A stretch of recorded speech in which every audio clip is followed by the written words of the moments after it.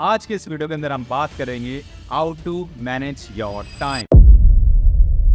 आज की डेट में सभी के पास 24 घंटे ही है जीवन के अंदर, बट ऐसा क्या होता है कि कुछ लोग तो सफलता की सीढ़ी पर चढ़ते ही चले जाती है और कुछ लोग कंप्लेन के मोड में ही रहते हैं कि भाई मेरे पास तो समय ही नहीं था। 24 घंटे को आप अपनी एक प्रोडक्टिव आवर्स बना सकते हैं। तो जानेंगे हम सभी की सभी चीजें इसी वीडियो के अंदर। तो चलिए शुरू करते हैं।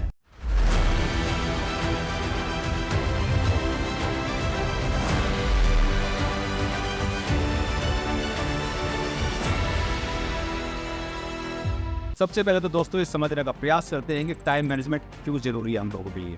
अगर आप अपने टाइम को सही से मैनेज करना सीख जाते हैं ना दोस्त, आप अपनी लाइफ के अंदर बड़े से बड़े चैलेंज को बहुत इजी तरीके से सॉल्व कर सकते हैं और इसी के साथ साथ आप अपनी लाइफ के बैलेंस को भी बना करके रख सकते हैं।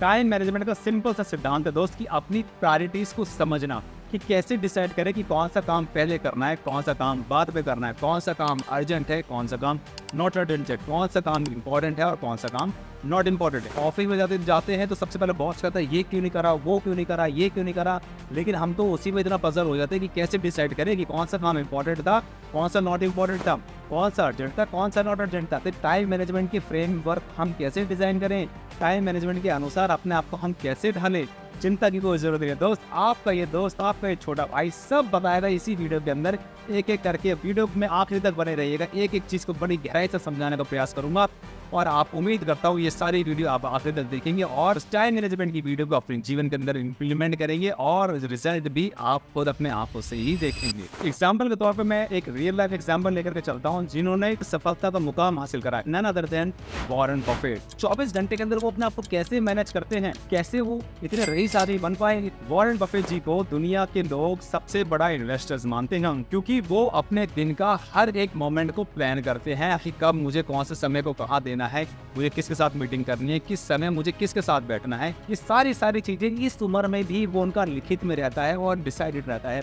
उन्होंने अपने एक इंटरव्यू के अंदर बताया था कि पैसे कहाँ इन्वेस्ट करने ये तो सबको पता होता है, सब अपनी बुद्धि लगाते रहते हैं कि भाई SIP कर ले, शेयर मार्केट में डाल ले, FD कर लो, RD कर दूं, न जाने क्या क्या कर दूं। लेकिन जहाँ पे उनका समय ही चला गया, उनको पता है कि उनकी जिंदगी जो जा रही है वो दोबारा उनको मिलनी नहीं है दोस्त। इसको कैसे इन्वेस्ट करना है, क्योंकि वॉरेन बफेट कहते हैं कि मैं केवल उन्हीं जगह अपना टाइम को फोकस करता हूँ जहाँ से मुझे रिजल्ट पैदा होंगे। उनकी ये स्टेटमेंट हमको यही बताती है कि टाइम मैनेजमेंट एक की प्रिंसिपल्स है दोस्त, और जिससे भी अपने आप को इन प्रिंसिपल्स के हिसाब से अपने जीवन के अंदर चीजें उतार ली, उसको सफल होने से कोई नहीं रोक सकता। चलिए बात करते हैं कुछ प्रैक्टिकल टिप्स के बारे में जिनके वजह से आप अपने टाइम को अच्छे से मैनेज कर सकते हैं। Point number 1, prioritize your task. सबसे पहला स्टेप है दोस्त अपने टास्क को प्रायोरिटाइज करना। कौन सा काम आपके लिए ज़्यादा इंपॉर्टेंट है, कौन सा काम आपके लिए इंपॉर्टेंट नहीं है, कौन सा काम ज़्यादा आपके लिए अर्जेंट है, कौन सा काम ज़्यादा अर्जेंट नहीं है। अपने एक लिस्ट बनाइए जिसमें आपको डिसाइड करना पड़ेगा कि कौन सा टास्क आपके लिए सबसे ज़्यादा ज़रूरी है, जिसमें वो करना ही करना है। जिस काम के अंदर सबसे ज़्यादा आग लगी पड़ेगी, आपको लगता है कि भाई मेरे बिना कोई काम कर ही नहीं पाएगा, वो काम सबसे पहले तो आप अपने आप कीजिए और उसी के हिसाब से फिर अपनी लिस्ट बनाइए। टू डू लिस्ट के साथ साथ अपने एक एक काम को करते चले जाइए, उस पर टिक करते चले जाइए। सो दैट कि शाम को होते होते आपको पता लगेगा कितने आज दिन भर के आपके काम थे और कौन से काम आपने किस किस समय पे कर दिया और किस किस काम से क्या क्या इम्पैक्ट उस दिन में पड़ा है।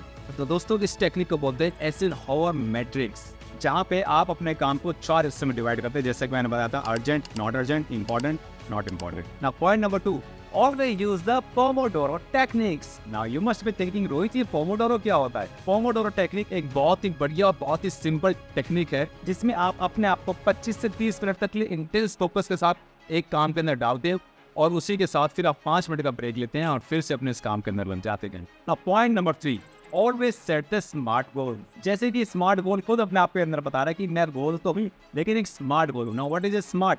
S stand for the specific, N stand for the measurable, A stand for the achievable, R stand for the relevant and T stand for the time bound. S means specific, कि कोई भी आपका task है दोस्त, कोई भी आपका गोल है वो स्पेसिफिक होना चाहिए। जैसे कि सपोज अगर आप 1 लाख रुपए कमा रहे हैं तो आपका टारगेट ये होना चाहिए कि यार मेरे को 2 लाख पे पहुंचना है, तो स्पेसिफिक समझ में आता है। ये नहीं कि मुझे 1 करोड़ पे पहुंचना है, तो भाई बहुत ज़्यादा गैप है। दूसरा मेजर, जिसको आप मेजर कर सके। सपोज आज आपका वेट 70 किलो होगा, आप कहते हैं मुझे 60 किलो करना है, तो समझ में आता है भैया हाँ मुझे 10 किलो वजन कम करना है। नाउ ए मीन्स अचीवेबल, अचीवेबल भी होना चाहिए। ये नहीं कि जबरदस्ती हवा में आपका कोई प्लान कर दे भाई मैं ये चीज़ करनी है, मेरे को मैं 1 लाख कमा रहा हूँ, अगले 3 महीने में 1 करोड़ रुपये चाहिए, पॉसिबल ही नहीं है ना। गोल हमें से वैसे बनाने चाहिए जो एक पॉसिबिलिटीज जिसके अंदर नजर आए कि हाँ भाई चीज़ें हो सकती है। Now what is R? R means relevant. पता लगा आपने कोई इतने बड़े बड़े गोल ले लिए, वो आपके करंट सिनेरियो के हिसाब से वो रेलेवेंट ही नहीं करते, वो मैच ही नहीं करते। भाई आप हो क्या, बात आप कुछ जानदारों की बात कर रहे हो, तो कई चीज़ सेट नहीं बैठ रही ना। दूसरा टाइम बाउंड, कितने समय के अंदर करना है। बंदे ने बोला कि भाई मैं बहुत बड़ा आदमी बनूंगा, बहुत बड़ा आदमी बनोगे, अच्छी बात है, ये स्पेसिफिक नहीं है।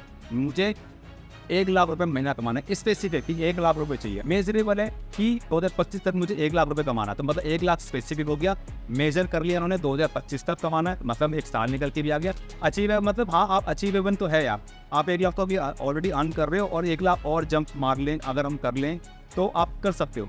और मतलब रेलेवेंट भी है, क्योंकि आज के डेट में आपके पास 2 लाख तक की वो स्किल्स होंगी, राइट, तो वो रेलेवेंट में आ गया। और टी मतलब टाइम बाउंड, क्योंकि आपने टाइम देते कि भैया कि 30 दिसंबर 2025 से पहले मुझे 1 लाख रुपये कमाना, तो आप यहाँ पे टाइम को डिसाइड करते हैं। उसी तरीके से दोस्त, जो भी आपकी प्रायोरिटीज़ होती हैं, जो भी आपके टास्क होते हैं, जो भी आपके गोल्स होते हैं, उसको अगर आप इस तरीके से डिसाइड करेंगे ना, तो आप टाइम मैनेजमेंट के गेम को समझ चुके हैं दोस्त। Point number 4, element distractions. दोस्त डिस्ट्रैक्शन ना सबसे ज़्यादा आपकी प्रोडक्टिविटी को किल करता है। जैसे कि अगर आप टाइम मैनेजमेंट की गेम के अंदर आप उतर चुके हैं, अगर आपको अपना टाइम को मैनेज करना है, तो सबसे पहला दोस्त आपको ध्यान रखना पड़ेगा कि आप सोशल मीडिया का इस्तेमाल कर रहे हैं या सोशल मीडिया आपको इस्तेमाल कर रहे हैं। आप कहीं बैठे हैं और अपने रील्स देखना स्टार्ट कर दे, तो आपको पता ही नहीं चलेगा 1 से 2 घंटे कब चलेगा आपको, क्योंकि रील्स तो नेवर एंडिंग प्रोसेस है, वो चलता चला जाएगा, लेकिन आपको ये नहीं पता उसके साथ साथ आपका समय भी चलता चला गया। अननेसेसरी नोटिफिकेशन से बचना पड़ेगा इंसान के।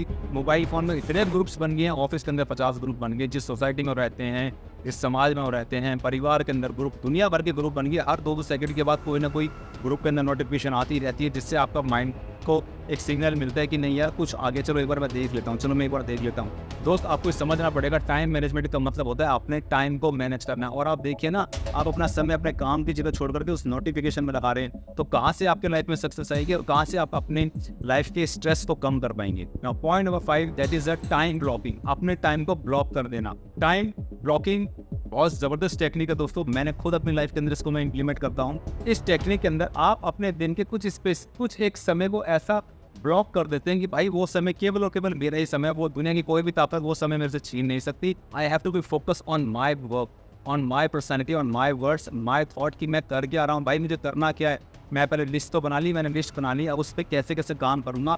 वो समय मुझे ये डिसाइड करने में हेल्प करता है कि ये काम आज मैं अपनी टीम से कैसे करवाऊंगा, इस काम को मुझे अपने सप्लायर से कैसे बात करनी है, मुझे अपने क्लाइंट से किस तरह से बात करनी है, मुझे आज किस लेवल का काम करना है, या फिर मतलब फ्यूचर में ऐसी कोई प्रोजेक्ट्स अगर मेरे पास आ रहे हैं तो उन प्रोजेक्ट्स के लिए मैंने क्या क्या तैयारी करी है। कुछ भी ऐसी चीज़ें दोस्त जिसमें आपको लगता है कि आपको वो समय केवल और केवल आपका होना चाहिए, that is called time blocking. Now point number 6, delegate and sourcing. अक्सर देखा जाता है कि हर आदमी ना सारे काम खुद ही ले लेता है, भाई ये भी मैं करूँगा, ये भी करूँगा, ये भी करूँगा, ये भी करूँगा।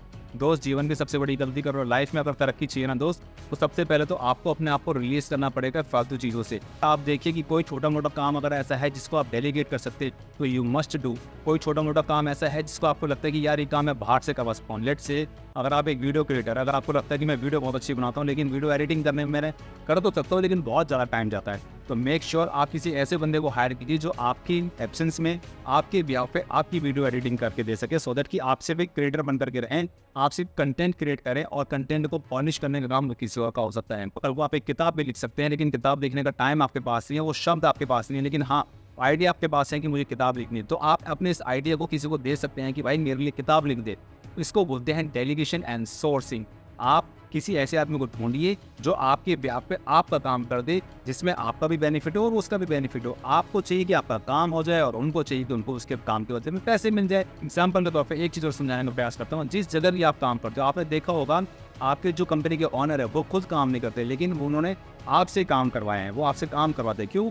क्योंकि उनके पास भी 24 घंटे और आपके पास भी 24 घंटे, लेकिन उनके पास बाइंग कैपेसिटी है। उन्होंने आपका समय खरीद लिया है। आपके समय की जो भी कीमत है, 30 दिन आप काम करते हैं, 10 घंटे काम करते हैं, कोई 1 लाख कमाता है, कोई 2 लाख कमाता है, कोई 10,000 कमाता है, कोई 50,000 कमाता है। जो भी आप काम करते हो आप अपनी कैपेबिलिटीज़ के हिसाब से ही अर्न करते हो, और आपकी कंपनी के जो ऑनर हैं वो आपकी कैपेबिलिटीज़ के हिसाब से आपको पैसे देते हैं, और उसके बदले में आप उस समय को बेचते हैं, सेल आउट करते हैं अपने सीनियर्स को, अपने ऑनर्स को। दैट मीन उन्होंने आपको सोर्स कर लिया है, उन्होंने आपके समय को ले लिया है। आप अपनी इस नॉलेज को उनको सेल आउट कर दीजिए और बदले में आप पैसे ले लीजिए। That is called the delegations and sourcing.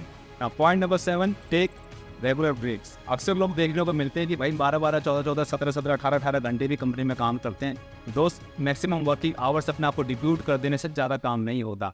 कम समय के अंदर ज़्यादा काम करना ज़्यादा काम कहलाता है, ना कि कंपनी में बैठे रहो और दिखाओ कि भाई मैं इतने घंटे यहाँ पे रुकता हूँ। इट डजंट मीन कि आप ज़्यादा प्रोडक्टिव आदमी हैं। दैट मीन आपने काम चोरी करी और 8 घंटे के अंदर तभी आपको एक्स्ट्रा ओवर टाइम करने की नीड पड़ रही है। दोस्त, ये छोटी छोटी चीज़ें हैं, आपको समझना पड़ेगा ये आप क्या कर रहे हो अपनी लाइफ के साथ। You are here to make the hole in this universe. वो शक्ति आपके अंदर है। चलिए अब बात करते हैं कुछ एडिशनल टिप्स के बारे में, जिसके वजह से आप अपने टाइम को बहुत अच्छी तरीके से और मैनेज कर सकते हैं। Now point number 1, start your day early. जैसे कि ये टैग लाइन खुद अपने आप में बता रही है कि सबसे पहले जल्दी उठना स्टार्ट कर दीजिए और अपने आधे से ज़्यादा समय सुबह के हिस्से में ही खत्म कर दीजिए, सो दैट कि आपके पास पूरा दिन बचे उन कामों को करने के लिए जिन कामों के लिए हमेशा आपने एक चाहत पैदा करी थी कि मैं ये काम करना चाहता हूँ। Now point number 2, avoid multitasking. कई सारे काम को एक साथ लेने की बजाय एक एक काम को एक एक करके ख़त्म करेंगे तो आप ज़्यादा एनर्जी और ज़्यादा रिलैक्स फील कर पाएंगे और अपने आप को टाइमली चीज़ों के साथ मैनेज भी कर पाएंगे। And point number 3, review your day. जैसे ही दिन समाप्त होने के लिए आता है, आप शाम के साथ बैठिए, अपने कुछ नोट्स बनाइए, अपनी डायरी बनाइए, जिसमें ये सब चीज़ देखिए कि सुबह आपका दिन कैसे स्टार्ट हुआ था और शाम होते होते आपने क्या क्या चैलेंजेस आपके पास आज थे, क्या क्या काम आपने करे और किन किन कामों को आपको पूरा करने में कितना समय लगा, सो दैट कि ये जो मिस्टेक आपने आज करी है वो कल रिपीट ना हो। टाइम मैनेजमेंट एक ऐसी ज़बरदस्त स्किल्स है जिसमें अगर आपने दुनिया में और कुछ भी स्किल्स नहीं सीखी, अगर आपको ये स्किल्स भी अगर आपने सीख ली तो दोस्त आपको अंदाज़ा नहीं कि आपको लाइफ में कितना आगे लेके चली जाएगी यही स्किल। और यही स्किल आपको आपके सारे गोल्स को आसानी से अचीव कराने में मदद करती है। दोस्तों, उम्मीद करता हूँ कि वीडियो आपको पसंद आई होगी। अगर आपको वीडियो से कोई भी वैल्यूएबल इन्फॉर्मेशन मिली है, आपको सीख मिली है, तो इस वीडियो को अपने पास मत रखिए। जैसे कि मैं हर बार कहता हूँ कि शेयरिंग इज केयरिंग। आप हमारे वीडियोस को प्यार दे रहे हैं ताकि हम फ्यूचर में ऐसी और ढेरों सारी ज़बरदस्त, पावरफुल, मोटिवेटेड वीडियो और एजुकेशन वीडियो आप लोगों के लिए लेकर आते रहें। Let's hold the hand together to inspire this nation. बने रहिए, जमे रहिए, क्योंकि आपका जीतना सुनिश्चित है। मिलते हैं दोस्तों अगली वीडियो में। Till the time, Hare Krishna.